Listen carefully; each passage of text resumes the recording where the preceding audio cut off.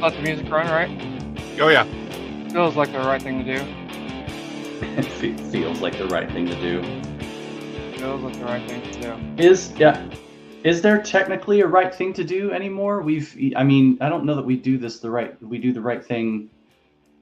When was the last time we did the right thing here? Like March? 6 weeks, 2 months, 3 months? I don't even know how long it's been. It's been forever. I don't. Good morning, and welcome to our biannual cast of Vagabond Nerds. Oh, welcome to our quarterly reporting from Vagabond Nerds. There's shareholder stock that doesn't depreciate or increase. It just maintains its invalidity. Yep. I don't even think it maintains. Yeah, I was about to say. We have gone into negative validity at some point a long time ago. And so we're completely insolvent? Is that what you're saying? Oh, yeah. We have zero business. And to top it off, like as if a cosmic joke, my computer's letting me know, like, why are you trying to get on today? Because the internet is just killing me. Good. Somebody else deserves to have these problems, internet problems, not me. Although I say that, and I just watched one of my bars drop away, so I'm gonna stop talking about that. Like, I don't want to piss off the I'm very sorry. Internet gremlins. The internet gremlins were like, we were going to focus on Ray, but now that you mention it. Oh, he wants to be cute. All right. All right. We got you, Sean. We got you. No, please. Oh I don't need that today. We're good. Sure. Well, so, how's everyone been? Oh, good. Oh, hold on. Let me do the proper introduction. Do the proper introduction. Yes. Hold on. I feel like we should restart this. Yeah, go ahead. Let's do it again. All right, go ahead. Proper introductions. Go. All right. Howdy. All right, we're good. All right, thanks. So, today's jackassery, however, is powered by Titan Comics. Is it really? Is it really? Last time you saw Jeremy? Actually, a couple of weeks ago when I bought that one issue of our comic. You alone are keeping Jeremy and Titan just. I didn't see him in person, but I did see his comic book share that Jason New Comic Book Tuesday? Yeah. Wednesday. So yeah, I did see him on that, but not in person. So yeah. Oh, look at you! Oh, great, nice. So yes. This is your copy that you can throw away, by the way. Oh, nice. Okay, cool. I got a trash can for it. Yeah. All right. Nothing like Jeremy. I was gonna say nothing like submitting a comic book and finally getting it 8 months later. No, actually, it was a really cool process. Thank you to the people at Antarctic Press for allowing us one shot. And I am not going to go into the Eminem song at all. Don't because don't do it. I applaud that you did not, but you were there. Like you. Yeah. Well, you got to stop. You were right there. You got to stop. We were almost there. How was everyone doing? Good. Yeah, people are like, what are you guys doing with these introductions? Just get into the crap we came to see. No. Okay, well, no. Hold on. No one came to see this. If anything, it showed up unexpectedly in their feed, and they went, "What is this?" And they just swiped off of it. Vagabond Nerds. Somewhere Genesis over at ANX is like, why? Yeah. Which is fair because we're asking that exact same question. No, he's got viewers. Like, we're asking the same question about ourselves. That's what I'm saying. Oh, okay, that makes sense. Yeah, I follow you now. Yeah, I follow you now. We could have had brunch. Why didn't we have brunch? We could have. Oh, never mind. I see White Walker over there actually burping. He might have had brunch already. I don't know. I did. I did. It was. I had to go get the morning Whataburger. So there you go. They have iced coffee now. Did you know that? I did not. I did not. The only thing I've known in the past 6 months is that I got married to like the most beautiful person in the world, which I know both of y'all could have your own biased opinions. It's acceptable. Biased opinions. Opinions. Look, all I know is we're just thrilled that she's real. Yeah, that was the best thing, is to see that it's a straight up catfish, and that she is a real person, and that you are happy. What was making me laugh so hard was the fact that my daughter's roommate stops, looks at her beautiful picture and goes, "Does your dad know what catfish is? Catfish." Oh, what I love is when you were at my daughter's graduation party with your daughter's remark. Yeah, her fiance. Oh yeah, my daughter's getting married, by the way. Yeah. Yes. We've had life. That's why we haven't done a show. Yeah. Sorry. That's why, Right. And my old college roommate, who's also one of Raymond's friends, everyone sees her picture and says, their immediate response was, "She's seen you, right?" Yeah. Except for your daughter, who literally said this. She looks down, she looks up, she looks down, she looks up, she goes, "Okay." And of course, my daughter, okay, just everyone bust out laughing. I'm like, she's real and she loves me, darn it. Yeah. Anyway. So the important thing is this: is that, Jason, did you ask her to blink twice just before you said pronounce? Yes. Just actually, in case I was like, she did. Okay. Yeah. It was like, she multi-blinked. Are you ordering? She's do you want to order now. pepperoni pizza right now? Yeah. Right. Yeah. You didn't. Yeah. She didn't sign. You didn't see her hand anybody any notes. No one. Oh yeah. There was none of. Yeah. I can't even. Yeah. I can't. Yeah. No, that's that. No, that's that. I know, but yes, yeah. Hey, I gave her every opportunity, and like I was like, okay. Like you said, I'm just shocked that she was real, and I'm happy for him. We're all good. Congratulations, dude. Yeah. Love her so much. That's all. Yeah. Anyway, that's my personal life in the past 6 months, 7 months. When was the last time we were on? I feel like we were doing like a year-end thing. It was, I think, when Dune 2 was released to streaming. Maybe. Yeah, maybe. That was the last thing I remember us talking about was Dune. Dune 2. Yeah, you're right. Beginning of summer, somewhere around there. So it's been at least 3-4 months, I think. Yeah, there you go. So a lot's happened. Some decent movies. Some not so decent movies. Not so decent movies. Oh my God, I saw Madam Web. Ugh. Did you see that? Did you watch? I told you last time not to watch that. That was a train wreck. I still had to watch it just to see, because listen, there's so many people and there's so much disinformation out there, and there's so many trolls. Oh God, what? Yeah, trolls. And misogynistic idiots who want to do nothing more than take down a film simply because it stars women over men.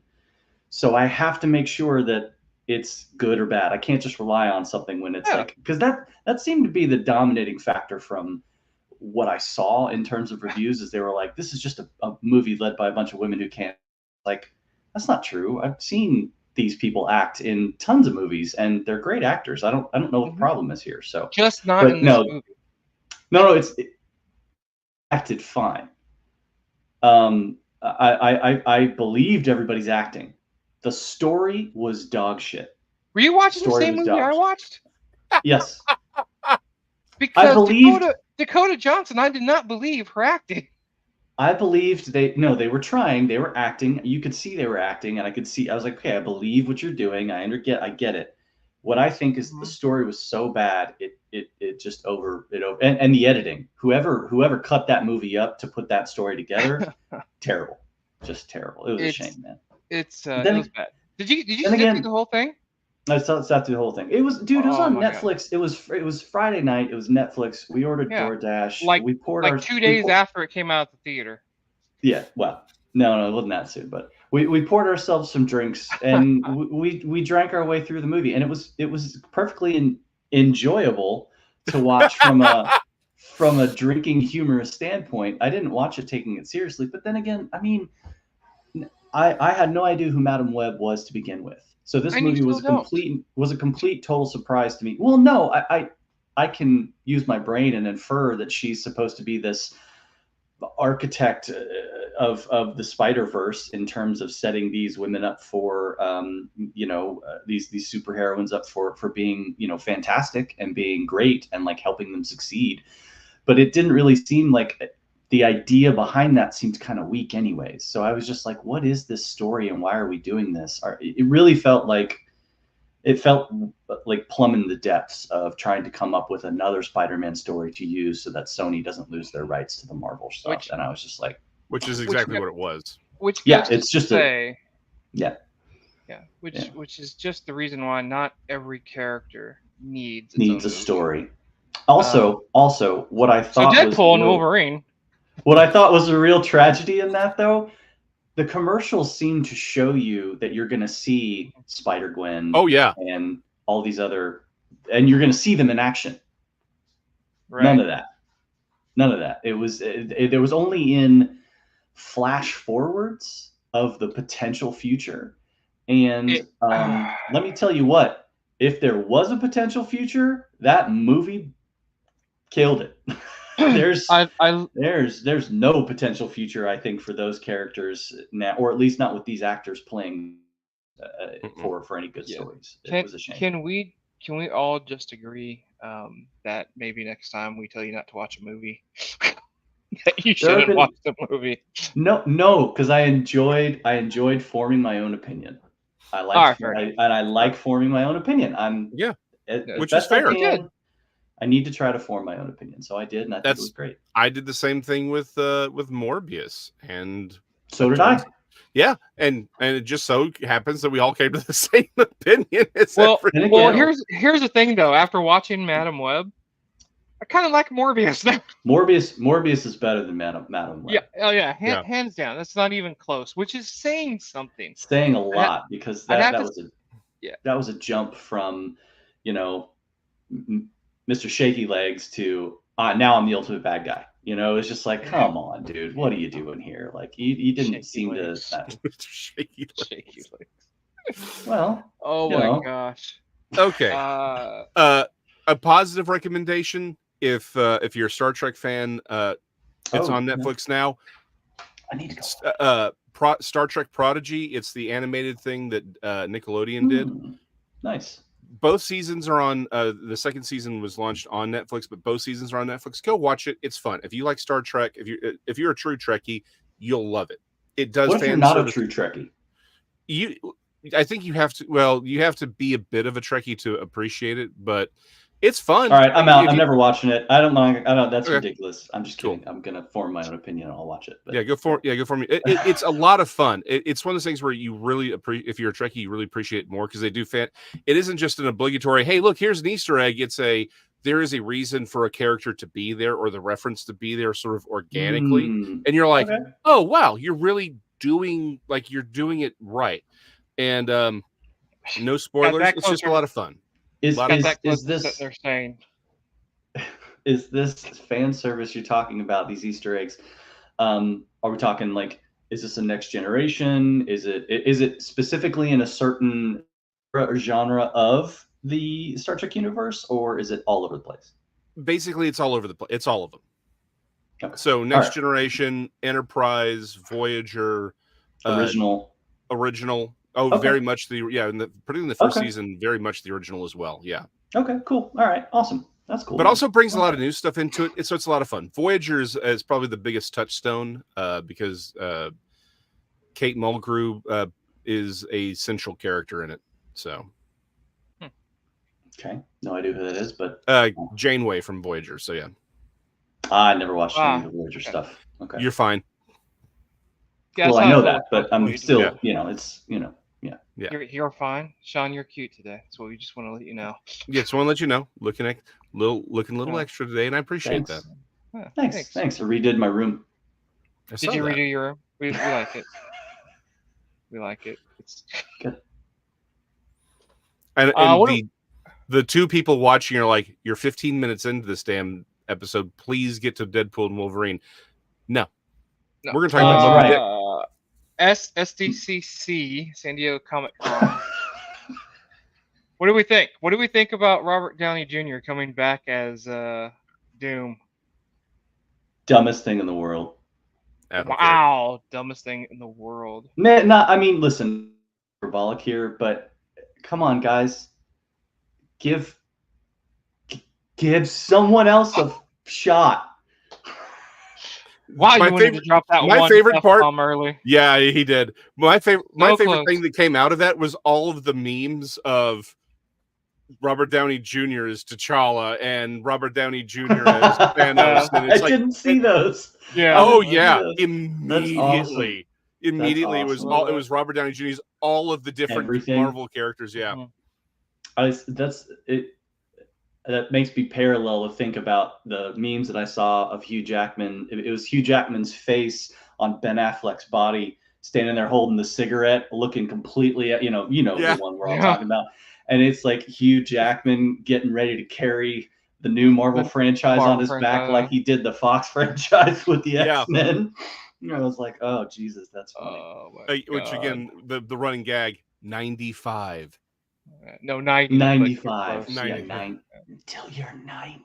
Yeah. Yeah. Oh my God. My father-in-law laughed his ass off at that. He thought that was hilarious.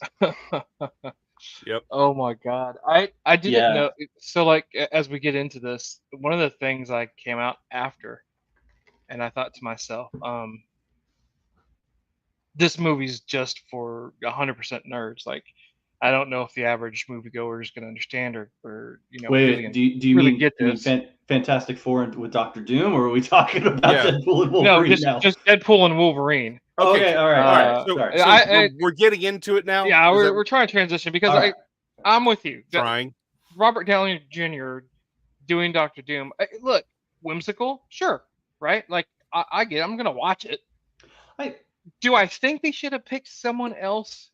Absolutely. So, I don't think we're getting Victor Von Doom. I think we're getting a Tony Stark version who became a Doctor Doom.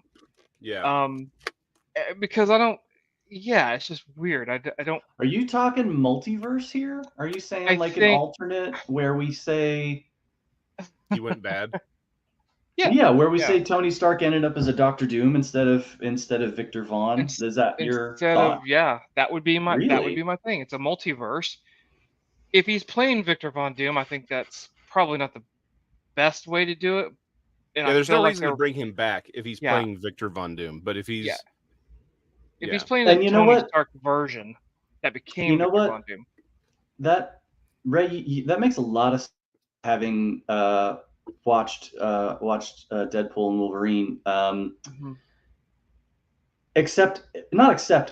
feel though that they didn't take Ryan Reynolds' advice when he said stop with the multiverse shit. It doesn't work. It's too confusing, and there's too many flops leading up to this one. I love how that was an ongoing thing in the movie where he just.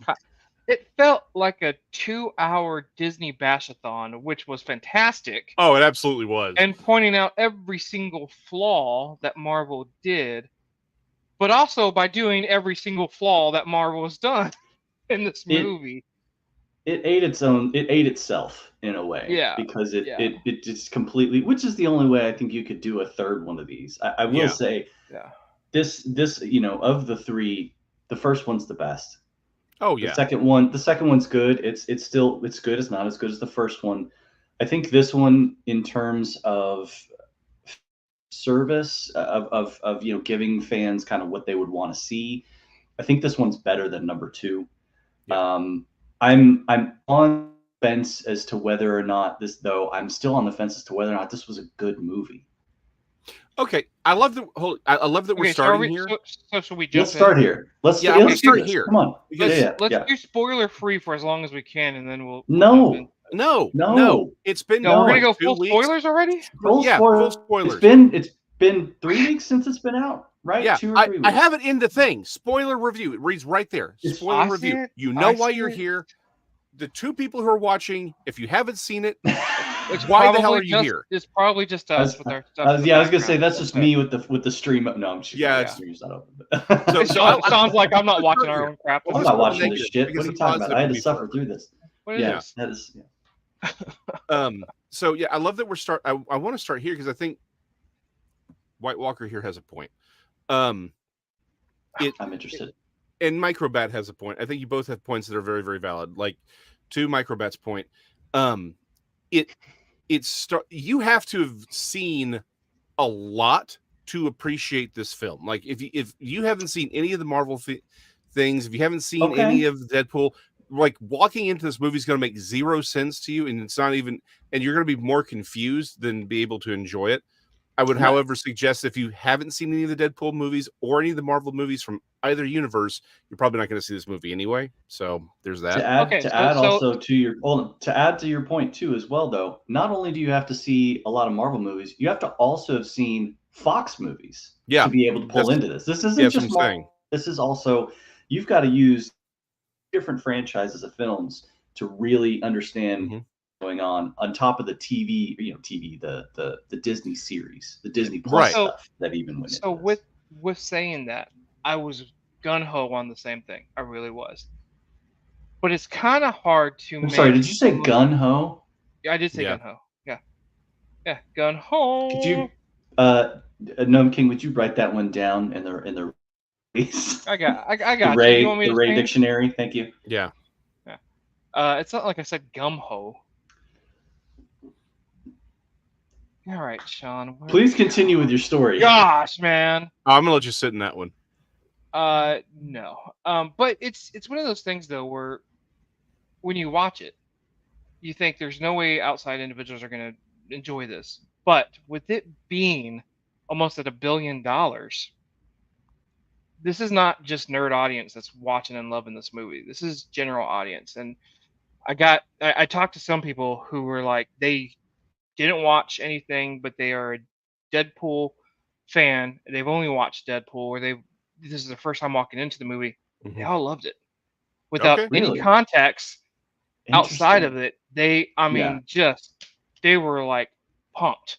They're like, this is hysterical. It's funny. Ryan Reynolds was great. Hugh Jackman was great. But I can't help but understand. It's like, yeah, maybe so, but you missed what? 75% of the in jokes that were in this movie. Oh yeah, right. Well, So then let me ask this question though: do you have to get all the in jokes to appreciate it? Apparently not. That's what I'm saying. Not to some of the people that I was talking to. Then there you go. It's the same way. I mean, but it goes to kids movies too. Like if you think about it, when you see an animated kids flick from Disney, even from anybody, from Pixar, whatever, there are jokes in there that are thrown in for the older crowd, for the adults who have to sit through these movies. If you're not intrigued by the movie itself, if you're taking your kids to see it, there's grown-up jokes the kids don't get. So it's proof. Yes, it doesn't always have to be the joke goes to everybody. It can go over some people's heads, as long as the setup, the premise, and the delivery makes it humorous. They don't always have to understand the deeper meaning behind it. It could still be funny. There were, I don't know about y'all, but there were points in the movie I was laughing because it's such an inside. Oh yeah. You had to watch the special features of this to understand it, but if you did, listen, it hit. I didn't. I will be honest. And upfront about this. There was because okay. By the way, anybody, if you haven't noticed in the title yet, this is a spoiler review. So you're about to hear a spoiler. So spoiler in 3, 2, 1. I understand why Channing Tatum was playing Gambit. I had no idea why he was playing Gambit until my buddy Nathan after this. No, I didn't, because I did not know really? So I didn't know they had Channing Tatum slated for his own Gambit film. Had no idea he was ready to do that. Your vagabond nerd level just dropped. Just a little bit. A little bit. I don't care, because here's my point. I don't give a shit what anybody thinks. Y'all fine, think whatever you want. I don't give a shit. What I was upset about, honestly, was the fact I can't remember his last name. His first name is Taylor. I thought his first name was Taylor. Anyways, Taylor Kitsch. Taylor Kitsch. He should have been Gambit, because I feel like he got cheated out of being an actual Gambit from the Apocalypse or whatever it was. It was Origins. No, Days of Future Past is what it was, wasn't it? No, it was Origins. Was it Origins? Yeah, it was Wolverine. Yeah, it was Wolverine. Honestly, it was probably one of the high points of Wolverine Origins. It really was. Yeah, it was, because he did such a good job as Gambit in that, as Remy, and I was just like, man. But they did a phenomenal job with. Whoa, in Origins or in this one? No, in Origins. I like that setup better. I was about to say the opposite. I love the fact that they have the original with the, or not the original, but basically the 90s that is the original version. Yeah. Okay, yeah, the 90s. Yeah, the one that I've got up here on the wall that Jason so kindly and badassedly drew, and and everything. So, but yeah, I was disappointed to see that Taylor wasn't running that. But when I found out afterwards from Nathan, he was like, "Didn't you get that?" And I was like, "No, I had no idea." And he goes, "Oh," and he told me, and I was like, "Okay." Now all the jokes about him saying what he said made it were even funnier, because they were still funny because nobody paid attention to him while he was talking. They're just like, they didn't even acknowledge him going, "I'm going to be somebody." I think like I'm going to be, and it's just like, Or the fact sometimes I feel like I was born here. Born here. Yeah, that one. Wow. Yeah. And it's like, I didn't get it, but I was like, I know that it's funny, but I don't know why. And now it makes it even more. It made even more sense once Nathan and I were talking. It was just or during that introduction scene where they're like, "Yes, my Daredevil died in my universe," and he's like, "Oh, I'm so sorry." She's like, "It's all right." It's all right. She's like, it's all right. Because of course that's her ex-husband in real life. She's like, right. All right. Yeah. It's so in this vein, because again, the rest of this episode is going to be just us gushing over it probably and talking about all the in jokes. I like White Walker. I just love the fact that we're calling you White Walker now. His question of, is this a good movie? I like that question because I kind of say it's not a good movie, but I think the basic as a film, like from a film perspective, it's not. But I'll say this: I don't know that it needs to be. In many ways, this is I think it's like in the same way that Endgame isn't necessarily a good movie, but it's a great time. That's kind of what Deadpool and Wolverine was for me. It's like, yeah, maybe it's not a great movie from a film perspective, but it was a hell of a good time. It was a good movie. So I'm okay with it.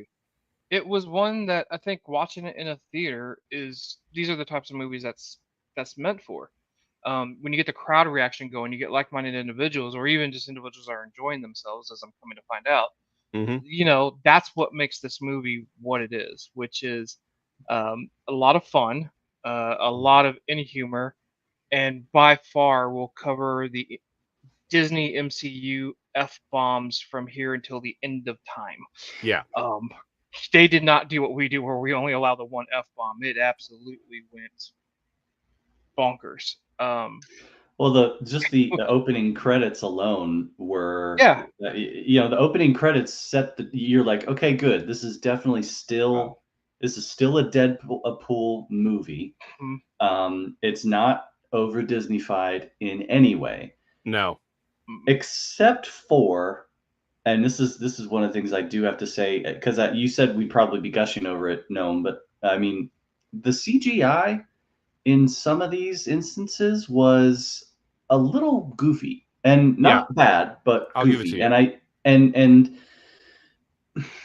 the opening credits with him dancing around, slowly dismantling Logan's corpse from the sacred timeline, and shoving his bones into everybody's bones. The blood was stupid, I thought.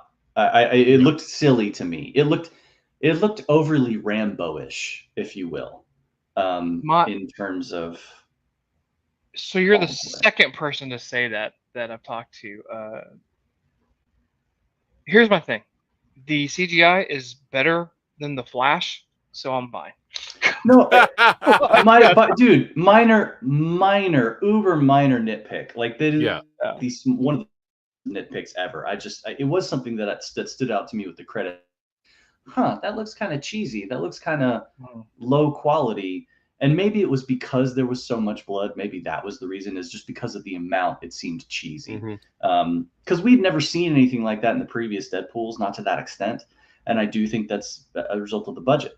When you're in Marvel's pants now, and you get to do a $1 billion movie. I was gonna say, and then $1 billion, you would think they're gonna let him do almost anything he wants. And as we're finding out on the back end, that's not the case. That's not I didn't mean anything he wants, but they get to do more in terms of it's a mainstream movie now. Because the original Deadpool, let's face it, wasn't. What was their budget? It was something like 120,000. I don't think it crossed 100. I think it was some crazy amount that people don't make movies with anymore unless you're an indie filmmaker. Yeah, and it was real small. It was only like 100 million. It's real small. It was only like $100 million. Oh, yeah, whatever. It's only 100 Yeah, million. exactly. But that was the smallest amount somebody, and it brought in so much money. That was a cash cow because it had such quality to it. They had to rely on storytelling. They had to rely on the script. They had to rely on practical effects, and they had to get through this. It couldn't just be, oh, I don't know, 2 separate scenes of nothing but CGI fighting between Deadpool and Wolverine for the most part. Deadpool 1, the budget was $58 million. That's a pittance in today's world for making movies nowadays. Particularly for superhero movies with my soul died inside a little bit. Yeah. Isn't that sad? That's crazy, dude. It's crazy. It's crazy. But like, in terms of what I'm thinking of, was this a good movie? I'm going to be open and honest. I'm kind of taking the Genesis approach on this one a little bit. Yeah. I'm in the Genesis mindset of like, am I actually watching a good movie, or am I just watching a movie that I'm enjoying simply because it's giving me what I want, because it's being a fan service? You know what I'm saying? For a little bit, it almost became a clip show. It really did. It did. Especially when you're going through the Wolverines, the different versions as he's trying to find the right. Which, do not get me wrong, I loved seeing Age of Apocalypse Wolverine, which nobody got, you know. And you could tell who the comic fans were when they get to that one. When they get to that, the very best, funniest, the first Wolverine, he's like, and he jumps down off the stool. Hey there, little fella. When he's the tiny, short little Wolverine that he turns around and it's all CGI'd, and he's like, boop. Don't you remember that one? Oh yeah. Is Ray frozen? I think he's frozen. Oh, Ray's frozen. That's a shame.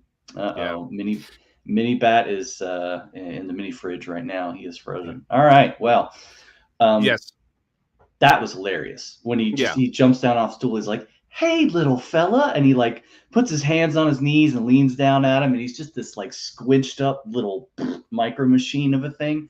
Yeah, the comic when he's actually raised comically accurate, comic book accurate thing. Too funny, way too funny. Ah, there he is. Now he moved. He's back. There he goes. There's Matt.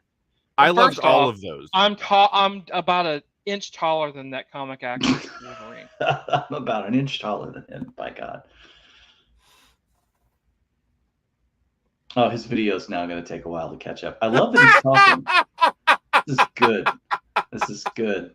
This is some good stuff. Oh, now he's just going to point at everybody. All right. Yeah. Anyways, we will continue. No, I did like those clips of them jumping through the various Wolverines, because it really allowed them to pull in so much more of the comic books into this film. Yeah. And I think that's something that if you go back to Deadpool 1 and Deadpool 2, Deadpool has been good at bringing in the comic book sides of it. Yeah. And showing you a little bit more obscure things, like with Image and bringing in Shatterstar and putting X-Force together, quote unquote, putting X-Force together. Shatterstar being dead and then suddenly appearing at that party was genius, by the way. I love that. Like no reason. But that was the point, though. That they tell you later. You're like, oh, I get it. Okay, he used Cable's time device to slip through the various timelines and find his friends again, which was odd because I didn't think Shatterstar was ever their friend, but it was great. And Peter didn't die. He survived the second one because he went back and saved him. Yeah. Well, no, he did. He go back? Walk away. Yeah, he did. Yeah, and they showed the second one. Yeah. Yeah, he dies when he goes back in time and saves him. Yep. Oh, okay. It's one of the end credit scenes. I gotcha. Okay. I forgot that he died in that. I thought Peter lived, but and keep moving, Papa Bear. Yeah, and Peter was great, especially when he shows back up in the half-assed Deadpool suit from whatever, and stops all the other Deadpools, they're like, Peter! Peter! You know? Peter's a legend. Every universe has their Peter. Yeah. Uh-huh. It's a legend. Every universe has their Peter. I love that's how they solved that problem. That was my favorite.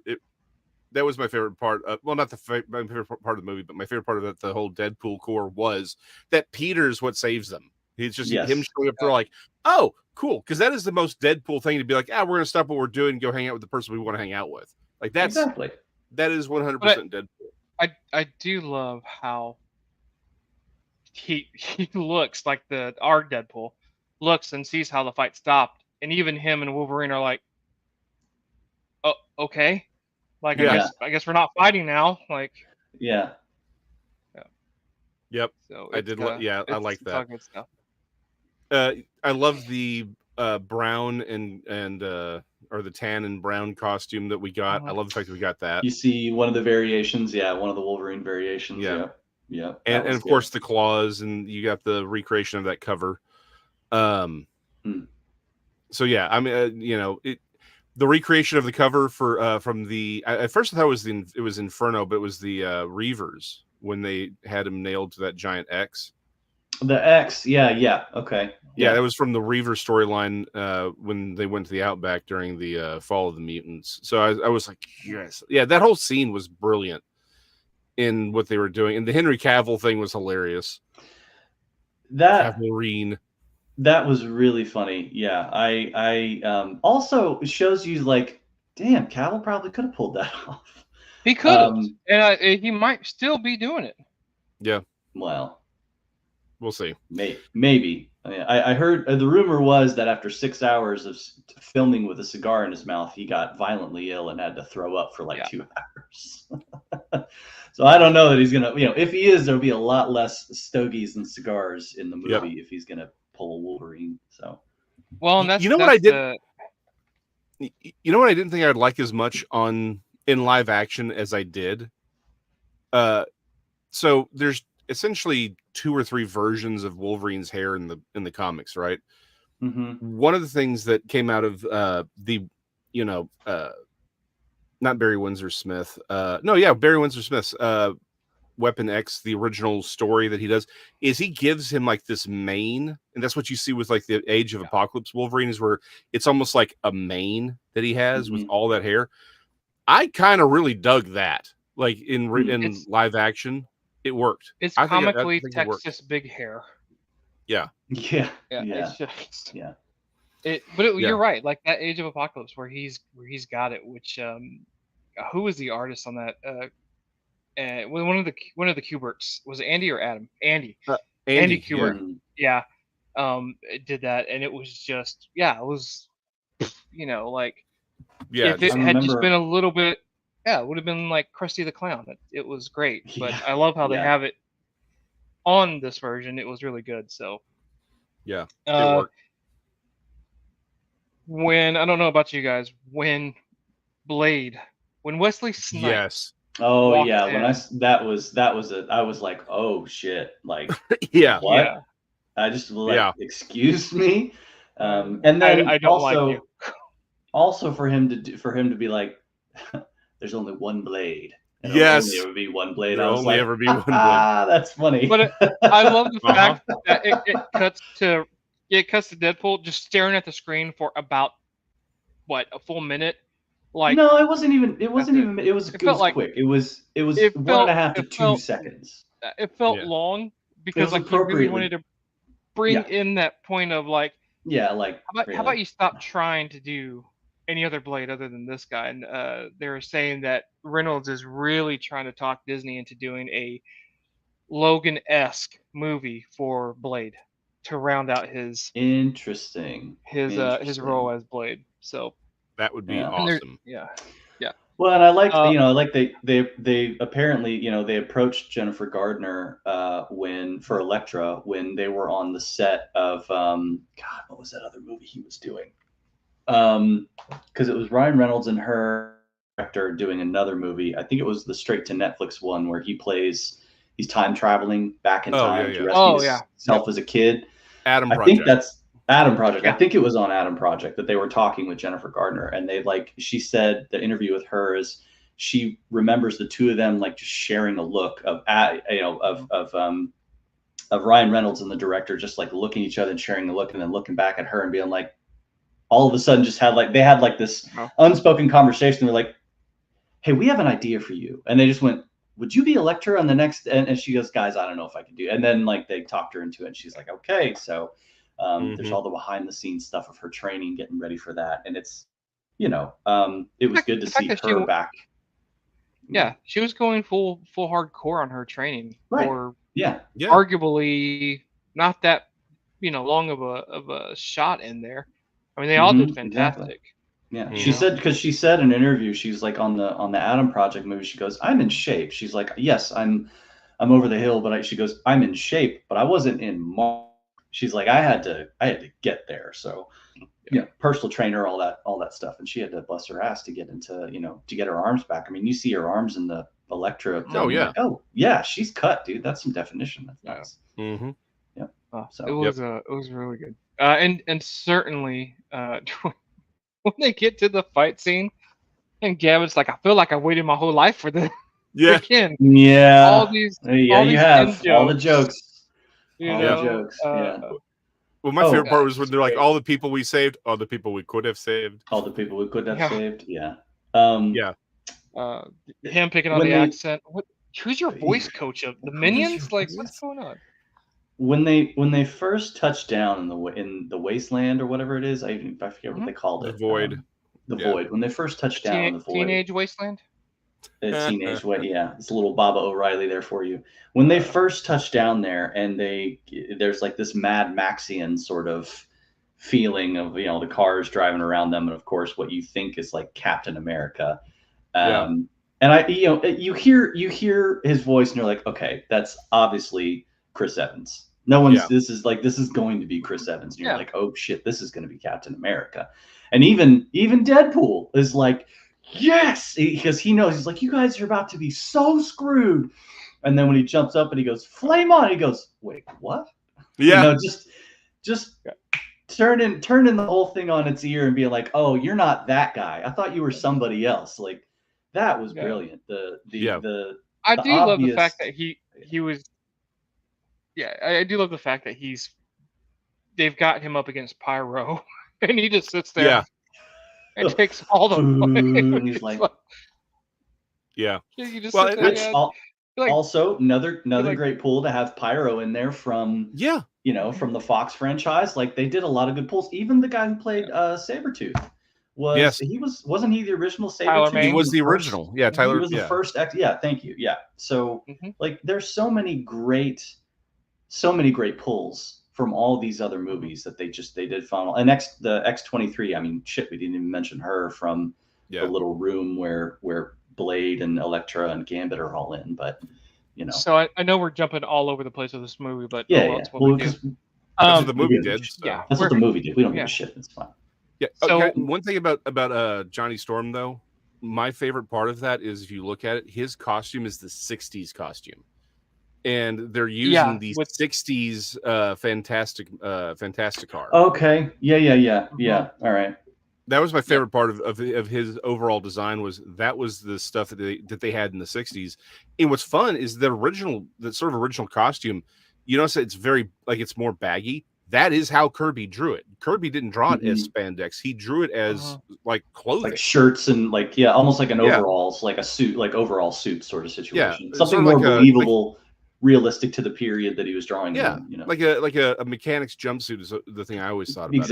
Overalls, coveralls, whatever. Yeah, coveralls would be the real one. Yeah. So that was my favorite part. That was good. Cassandra. I love that they. I was gonna say the twin sister part. Yeah, I love the fact that they even pointed out. It was like, no. Basically, we had to whip her from the womb because she is a horrible, horrible person. She's going to be a horrible, horrible person. We're just automatically going to throw her here. She tried to strangle her brother in the womb because she had already had that strong of an ability to know what to do. And of course, her brother being, Professor X. Right. But the one thing that ooged me out, if you will, was the hands going through the. Okay. Like, that was. that was the coolest and creepiest thing I've seen in like almost any superhero film. Yes. It was, and I think they did a great job with the special effects on that point. I don't think they miffed that at all. I think the special effects for the hands and the way she just like, you can see, you know, they probably had to film it twice. One with her holding like a weird green orb, and then the other of them like, you know, her with her hands behind the person's head. But no, that was phenomenal. I thought that was great, and going like through their eyes and through their mouths and nose was just God. And that's what quietly that is comic accurate. That is exactly how Quietly drew it. When she was in, that's what she was doing in the comics. In Quiet, again, like you said, Quietly's drawing of that was very, very creepy. So to see it done properly in a film, like you said, it is horrifically creepy because it's psychological and body horror. It's psychological horror and body horror all at the same time. Without being just grotesque in terms of let's split somebody's head open, just to make it, you know, obscene. It's the people are it's horrific because the person is alive and just experiencing these like digging. It's it was so much worse. I think as a result of that. Doesn't Deadpool even say, "Do you have to do that?" She was like, "No, but I like getting close." Yeah. She goes, "She's like, I don't have to do that at all, but I don't have to do this." Yeah.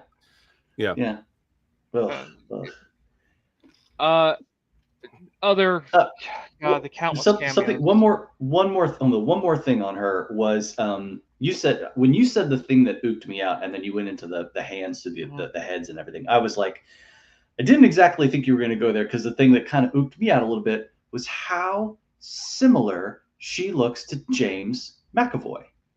Oh yeah. It was like okay, yeah, this is. I was like, I started thinking, I was like, shit, is that really his sister? Is that really his twin? Like, did they get? I was like, shit, does James McAvoy have a twin sister? Because she had the eyes, the positioning, the nose, like the shape of her face. She could be his twin. Yeah, she could have been his. I mean, they did spot on for that, because it was really good. I thought that was. I mean, not. I don't think it was a practical effect. I mean, or a special effect to do that. I think they got somebody who probably genuinely looked a little bit like him, but could also act the part very well. That's the thing that kind of ooked me out a little bit.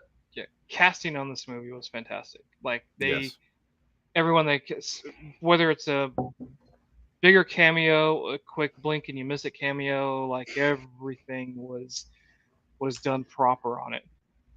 Speaking of odd cameos, I mean, this would probably just more likely be an Easter egg, and I don't even know if anybody missed it, and who knows, maybe I'm wrong about this, but I'm pretty sure I'm right. After Johnny Storm is de-skinned, and they leave on the Sentinel leg, or whatever the hell it was that they flew off in, on that boot that somehow Logan knows how to turn the fuck on. Yeah, there's my F-bomb for this one. That was probably the most absurd part of that. Was just, I mean, and I'm saying that's a lot. Like, I mean, I could suspend a lot of disbelief, but it's like, how does he know this? He walks over and he's like, stamp, don't, like, you didn't know how to hotwire a leg. You're an idiot. So they take off on this leg, and they crash land on some greenery, and then the two of them are walking, and it's the two of them walking and talking. And it's that shot where they're coming up over the hill, and there's like a burnt out husk of a car on the right side of the frame that they're just, and it's just there. It's in the foreground to them as they're approaching, and they just walk past it. But it's this car. It's a sedan of some sort, greenish with brown like wood paneling. Side of it. It's all burnt out to a husk. I swear to God, that's the car from Planes, Trains, and Automobiles that they caught on fire when they were driving, and the car burns up when John Candy flicks the cigarette in the back, and it lights. Oh my God! I want to. I think you're right. I swear. I now have to look for that. No, I think hold on. It has to be the car, because there's no other cars like that. I mean, if there's one thing that John Hughes did a lot of. It was he made like outrageous cars, or would take a car and instead of having to pay the rights to have a Ford or a Chevy or whatever, he would modify it. He just modify it enough to where he'd take off the badging and make it look like something slightly different, usually a little more grotesque. And like, how on earth did anybody market this and get it through in sales, you know? Like the National Lampoon's The Family Truckster. I was about to say, that's a piece, man. That was terrible. It is. No, it is 100%. They've said I knew it. It was a nod to that movie specifically because of John Candy. Because the one thing Ryan Reynolds is real big on is throwing in his Canadian heritage. His Canadian stuff. And he says he loves John Hughes. He even says, he goes, I grew up on that movie. I grew up on those movies. And I think he's even made jokes about John Hughes in a couple of the other Deadpools. So I knew it when I saw it. I started laughing. I'm laughing out loud in the theater, and my father-in-law was looking at me like, what is wrong? I mean, for other reasons, but what is wrong with you? Right. And of course I had to lean over. I was like, that's the car from Planes, Trains, and Automobiles. And then he's bust out laughing. Yeah. I missed that entirely. Good catch on that one. Good catch. Yeah, for sure. Cause I was like, what? No, but yeah, you're right. I love that. That's exactly what it was. Yeah. It's like, as soon as you said it, I'm like, holy crap, he's right. So I was like, it's like, yeah, it is. It's a very specific John Hughes and John Candy reference. So good eye on you. Look at you.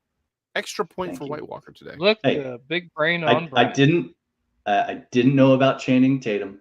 I knew about this. So there you go. To each their own. That's what I'm see Mini Bat. That's what I'm talking about. Teamwork. That's why there's three of us here. We don't do that here. Just letting you know. What else was really good in that? You know what? Oh, the Welsh the car.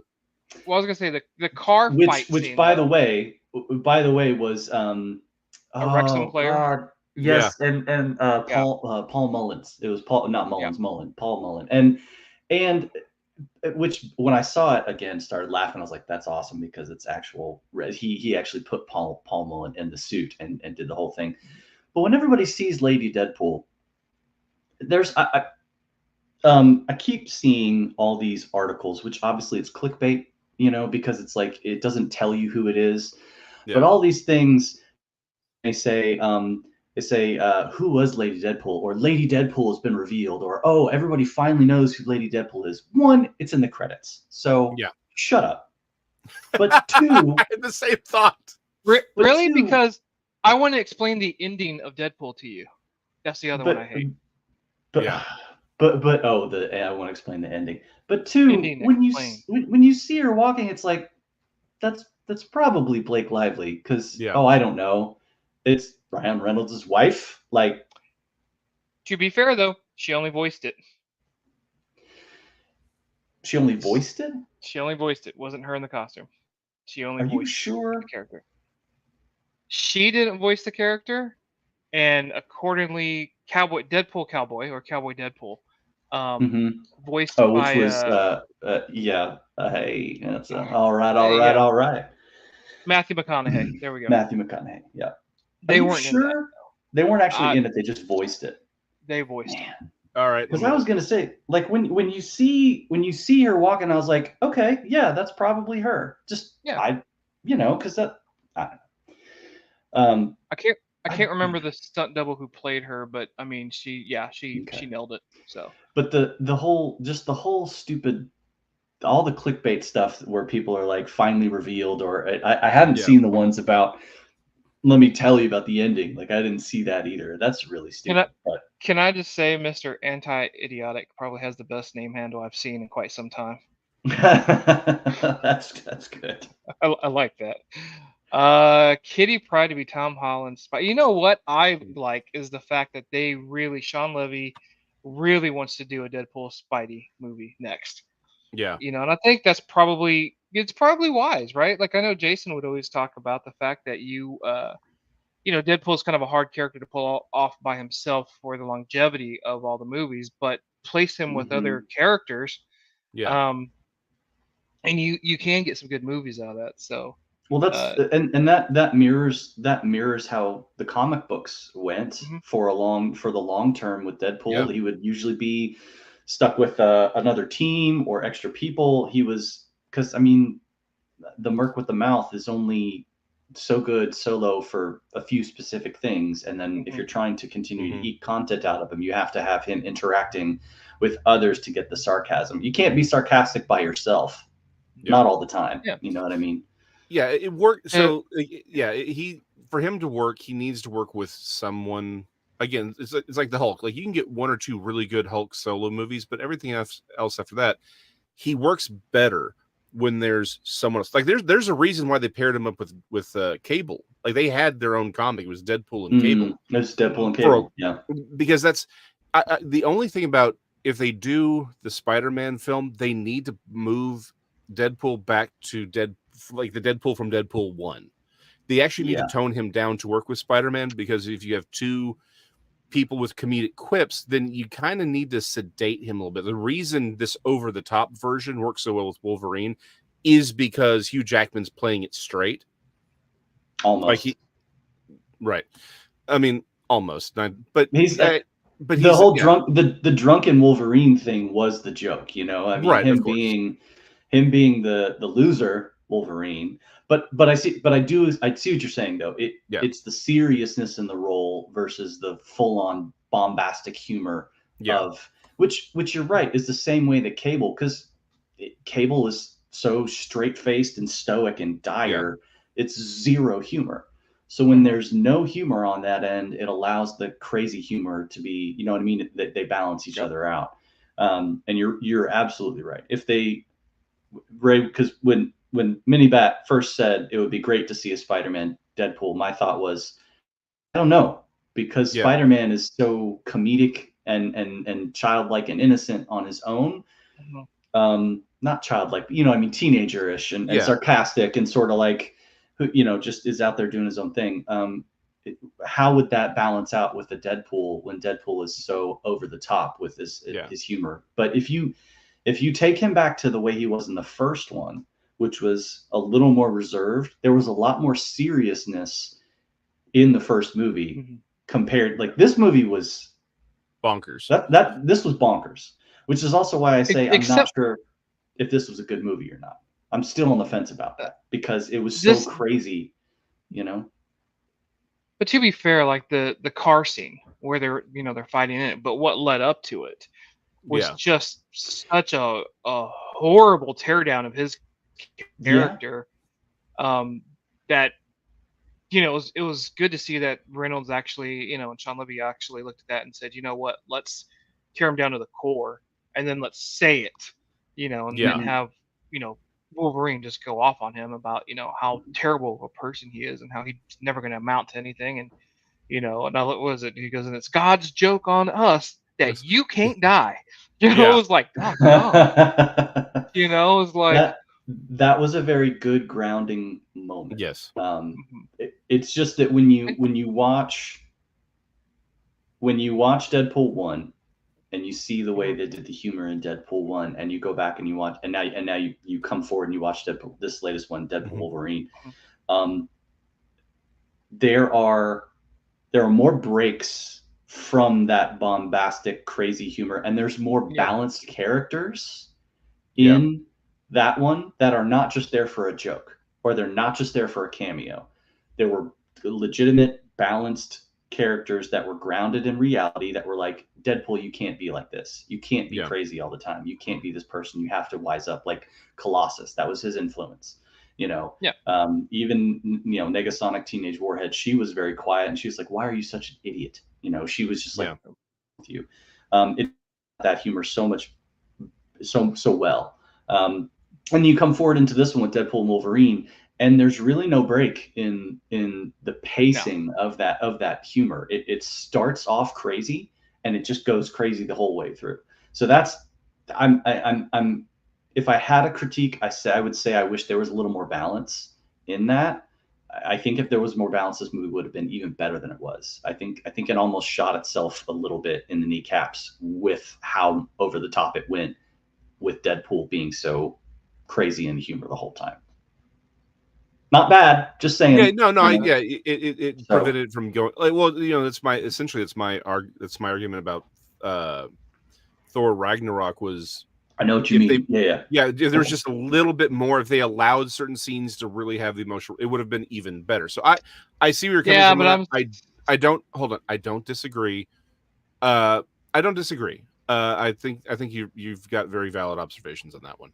Yeah. I go back to though that I think Thor Ragnarok wasn't. I get what you're saying from your standpoint. I don't necessarily feel that way with Thor Ragnarok. Just because they were trying to lighten up the seriousness of it, and so I was okay with it. But when we go back to this movie, it's a lot. It's a lot. It's packed in a it didn't feel like 2 hours, right? Just over 2 hours. Yeah, it was just over. It was like 2 hours and 6 minutes or something like that. Yeah. Yeah.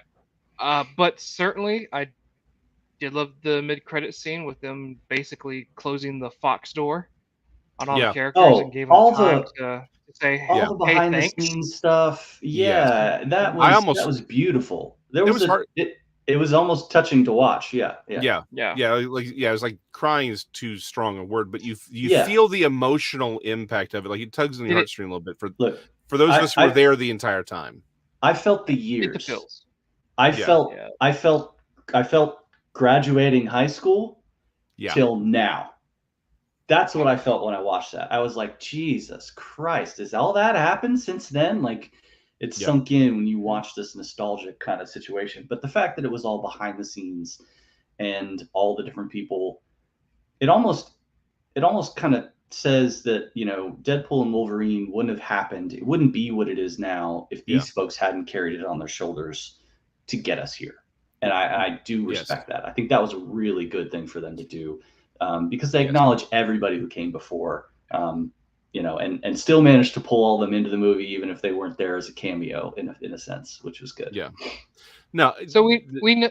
I was gonna say we know that the TVA goes back and saves at bare minimum X-23, right, Laura? Yeah. To me, that scene at the end was like we're gonna see X-23 probably as Wolverine more than them recasting the role, even though there's talks that Cavill's really fighting for this now. Also, Cavill needs to go do something else. No offense to Cavill, I just look, man, you had your good. Not only had your good shot, you nailed it with Geralt from Witcher. Oh yeah. I would even argue shame on Netflix for screwing that deal up, because they should have stuck with him. Yeah. I wouldn't even say he nailed it with Superman. Well, yeah. I was going to say he did a great job as Superman too. I think he did really well. But that also is that has moved on. Like we've moved on from that now. So I don't know. Just being I think it's funnier and I think it's more respectable if he was just gets the credit for playing Wolverine once as a cameo in something. Versus him then going on to be Wolverine after that. I think it's, the humorist in me, the comedian in me is like, I would rather that be on my tombstone than I later played Wolverine, because it's funnier to be like, oh yeah, I was a cameo once. I fixing up a motorcycle in a barn before I kicked him through a door or whatever it was. That's funny as shit, dude. Yeah, I like that one. Oh my God. I agree with you on that. It was pretty good. The ending, the actual end credit where he's like, I'm telling you, he said this, and he's all like, "You're right here, watch." And just see go off. When he rewinds it, and you can see Johnny Storm say the exact same thing that Ryan Reynolds said. He asked if he wanted cue cards for that, and hats off to Chris Evans for saying, "No, I got it. I'm going to memorize this, and I'm going to fire it off." That's awesome. That's awesome. But yeah, there's just what we're going to see. I will say this about Gambit. I liked seeing him. I really did. I don't know if we need a full Gambit movie, though. No. I think Gambit is always not. I'm not going to say has always been, but unless you're going to do an origin story for him, I don't think you're going to get a good movie out of it in terms of him being by himself. And even then, I say that all knowing what we know is like, does everybody need an origin story? I don't think so. Thank you. That's my one complaint. Like again, I've said this for years on this show. Yeah. Doctor Strange doesn't need an origin story. Not everyone needs one. Yeah, so I don't like that's the only way I would think that Gambit is going to work well on his own is if you're going to give him some sort of origin story to explain him why he is who he is. But that's not even but I'm saying that knowing that I don't want to see that. Yeah. I would rather see him as a part of a team or a duo. I think he's much better as a supporting superhero versus being on his own. He's an ensemble cast character. Yeah, he was always one of my favorites. He was like the low-key favorite for me every time I would be reading an X-Men comic book. I loved Remy. I loved his character. I was like, man, he's got such a cool, interesting power. It's so much. It's so out there. It's wild. Like charging things up with kinetic energy to explode them. Like that's really cool. Beautiful scene in X-Men '97. With Gambit. Oh yeah. He's going through that particular sacrifice. Like he's probably one of the best side characters and stories that you're going to meet. He's 100%. never going to be. Yeah, never. I don't want to see a whole movie just with him. He's not. I it's would not like as to charismatic. see the character in there. Yeah. It doesn't capture people the same way other characters do in terms of wanting to see them as their solo movies. But still very good, and I think he deserves to be in more films as a superhero. I would like to see him in more films as a superhero, but not on his own. Yeah, I agree. I think that about covers that movie, man. I mean, like it had its one little thing. Yeah, I have one thing. Go ahead. And it's again, these are the little nitpicks that don't take anything away from anything. Again, I love the fact that we saw him in the mask officially, like the final proper mask for Wolverine. When he puts on, he's like, God, man, that is kind of scary. Where's that been this whole time? Yeah, exactly. I loved that. It's like an angry Batman that can turn his head. Yeah. But also the scenes, post the fighting scenes, like you could tell it's like, okay, you know what? Yeah, the mask doesn't necessarily work in all angles. So, but I'm glad that we got it. The only thing is, I wished of all the variants of Deadpool that I wish they had shown was the ultimate version of him. From the same universe of Miles Morales. Only because it's such it's not a huge change from his normal costume, but it's different enough that you're like, it's just visually interesting. It's like you have all these other versions running around. That was and again, I don't know if just nobody knew that he had an ultimate version, or if there was some sort of licensing issue or whatever. But that's the only thing I wish they had done was given us that version as well. I don't need him to talk. Just put him in the background. That's it. That was my only little never thing. Enough for you, McLean. It's never enough. I didn't know there was an ultimate version, so I think that's very interesting. It's just a really cool version of his costume that I liked. That's it. I would, going forward, if they're going to use, when, I'm not saying if because they're going to, when they're going to, what are you doing with my name, Raymond? When they do Deadpool next, I would like to see an animated Deadpool story. We have them. I mean, he popped up for a large part of Hulk versus Wolverine, right? I think that's what it was. Oh yeah. Like he's had animated stuff, which is one of my favorite versions of him too. By the way, I just mean that I would like to see like a Deadpool focused, like an actual give him an animated where this is just him, like not as another character in something. Yeah. See him in another, like tell another story from the comics or whatever, but do it in an animated format so that it's a little less. Like, again, everything's cohesive. There's no, hey, you have to have CGI here. It's more believable because everything is wrapped up together in the same genre or the same medium in terms of delivering the story. And then you can use whoever the hell you want. Like, you don't have to cast people. Just draw it. Like, draw the characters and shit you want to do, and then just cast people to do their voices in your set. I mean, that's another reason animation is so much easier in terms of getting a cast together, because as long as the voice fits, you're golden. So I'd love to see an animated Deadpool story. Donald Glover tried to pitch one, and his pitch was they did like maybe not even a 5-minute animation, reel that's online. It's on YouTube if you want to look it up. But I didn't know this. I had no idea Donald Glover did that. I'll have to go check that out.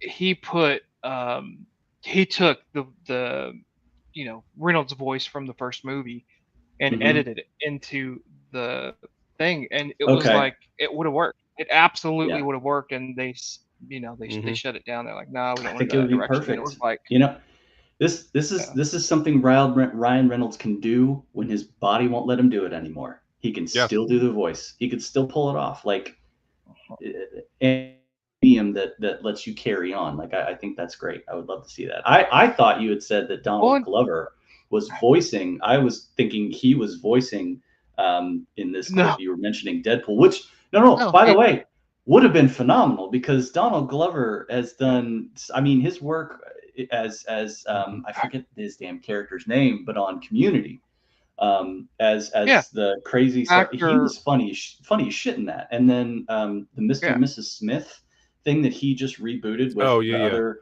on was actually Prime. Really good. Really I haven't seen good. it yet. Is it good? Okay. Really good. Yeah, it's a really good show. It's good. It was a very and it's a different. It's a new take. I like it.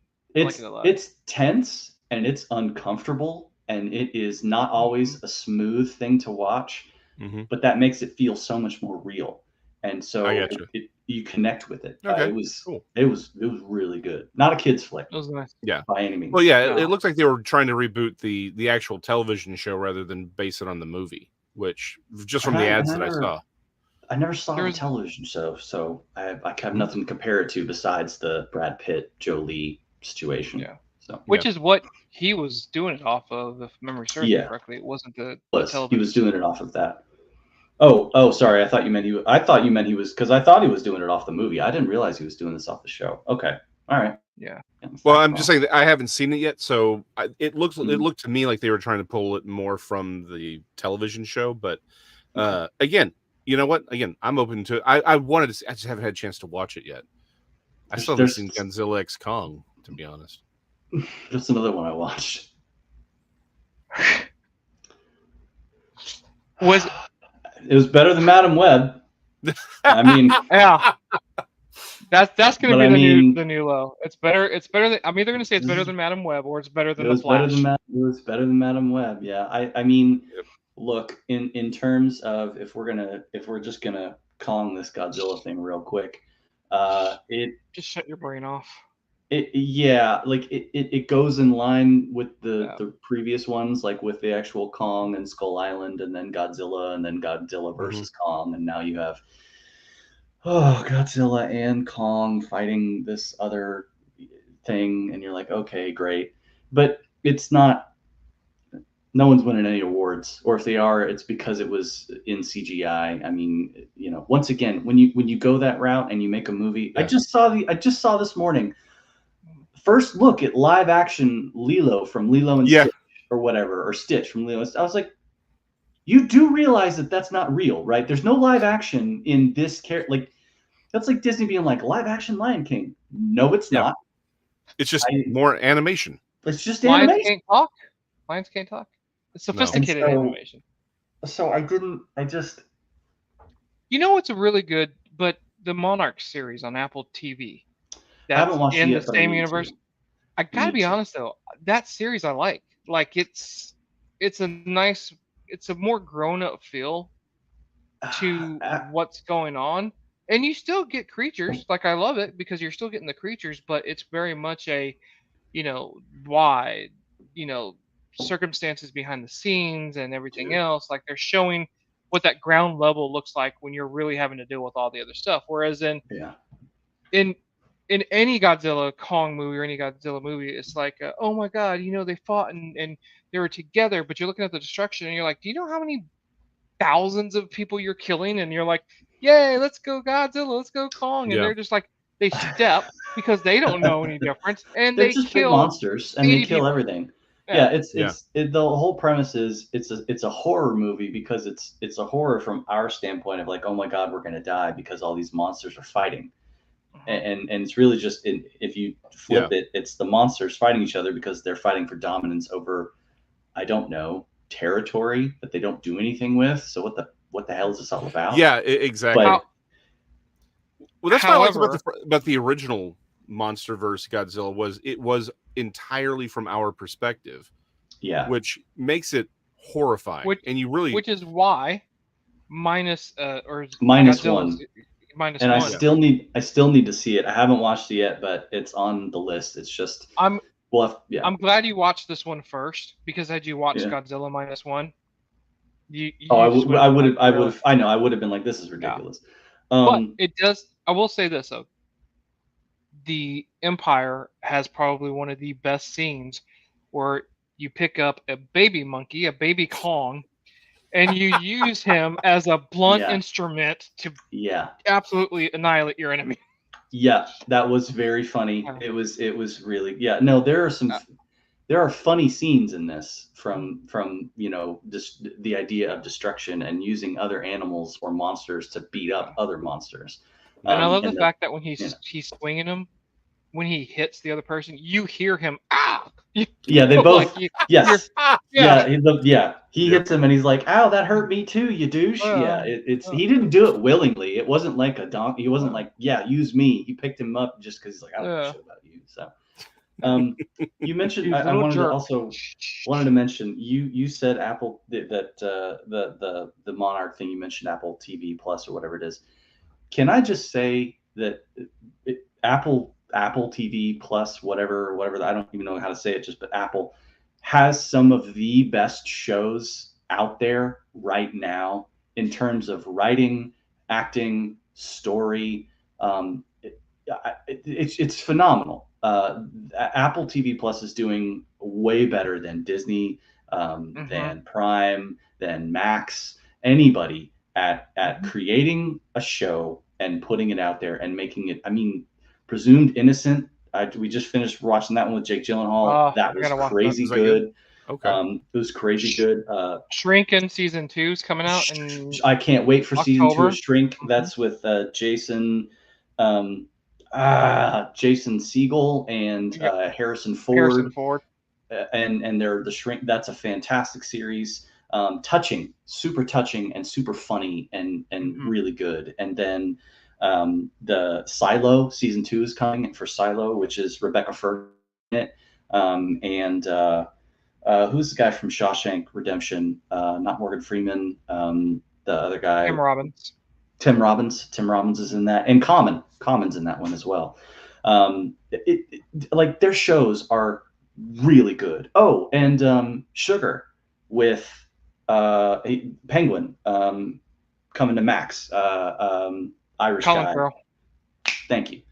The Sugar was really good. If you haven't watched that, crime noir thriller kind of TV show, phenomenal. But yeah, if you are like amazingly good, mature quality shows, even sci-fi or just drama or whatever, Apple TV is really killing it. I think they're beating the pants off of all these other streamers. Really everything else is everything else. Yeah, everything else is a pick and choose between the services. I have Paramount.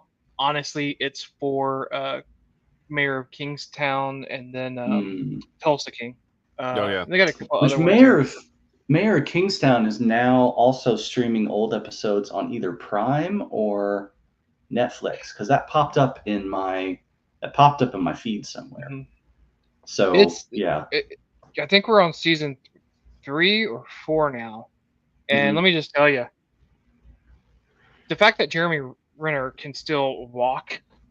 I saw it. Yeah. I was telling Jason, I was like, when all these actors are like, "Oh yeah, I got this injury," I said, somewhere Jeremy Renner's like, "Oh boo hoo, have a 8-ton piece of equipment fall on you and roll over you and get back to you." Yeah, because I mean, we watched him. I remember watching the first interview of him after that when he walked out on the stage on, I don't remember which late night show it was, but he walked out with the cane, but he walked, and I was like, dude, that's crazy. Yeah, like the fact that you still have both your hands and arms and all your limbs, and the fact that you are walking, holy shit, like that is a miracle. Yeah, 100%. Because he got tore up pretty bad on that, and it's good to see that he's recovered. and probably still recovering in many ways. But I'm sure good for him. Yeah. Well, on that note, gents, what? All right. What do we think? Next show, 2026. Yeah, maybe. Yeah. Well, first quarter of 2025, something like that. 2030 is not out.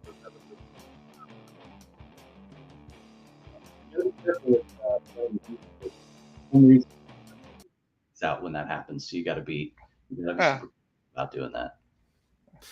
But on that note, it's a free platform. Come on, we don't, you can share.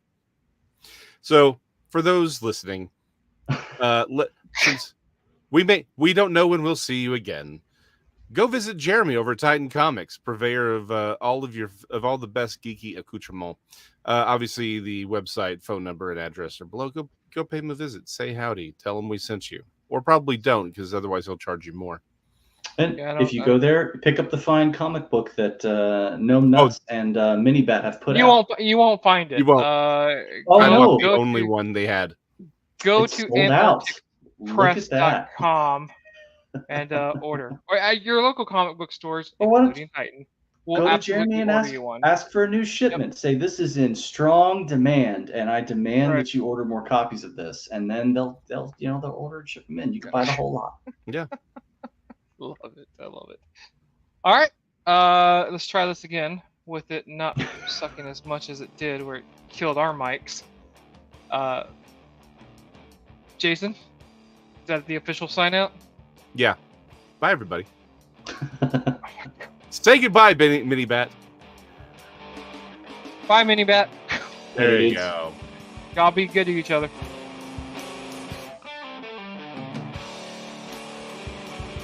Not gonna work. I'm gonna try. We're gonna do all this. We're gonna sign out soon, I promise. There we go. Hey, look at that. Fine and everything.